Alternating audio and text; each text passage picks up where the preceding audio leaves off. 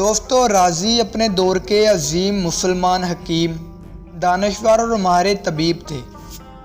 राजी ने तिब में कमाल हासिल किया और इस पर किताबें और तसानीफ लिखीं, जो 17वीं सदी तक यूरोप की यूनिवर्सिटियों में एक अलहदा सब्जेक्ट के तौर पर पढ़ाई जाती थी। दोस्तों, राजी 884 ईस्वी में ईरान के शहर रे में पैदा हुए और इसी शहर के नाम की निस्बत से आपको राजी कहा गया।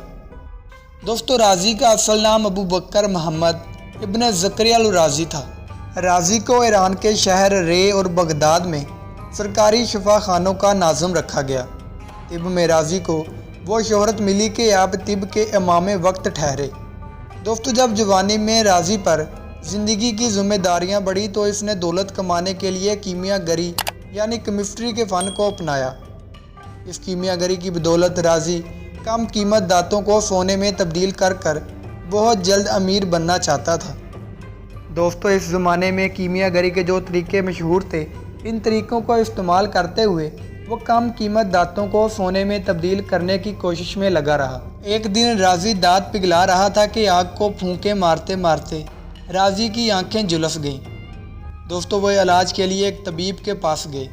तबीब ने राजी की आंख का इलाज करने के लिए अच्छी खासी फ़ीस तलब की।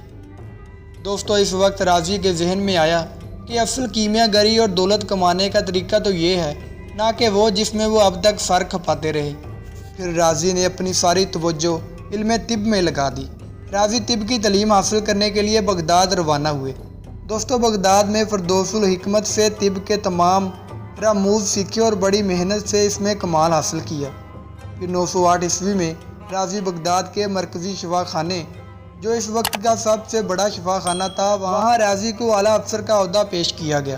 दोस्तों, राजी वहाँ 17 बरस तक काम करते रहे। इस अरसे में राजी ने तिब्बी तहकीकात पर बहुत सी किताबें लिखी। इनकी सबसे मशहूर किताब हावी इसी ज़माने की यादगार है। दोस्तों, इसके अलावा राजी की बहुत सी किताबें और तसानीफ 17वीं सदी ईस्वी तक यूरोप की बड़ी बड़ी यूनिवर्सिटियों में एक अलहदा सब्जेक्ट के तौर पर पढ़ाई जाती रहीं।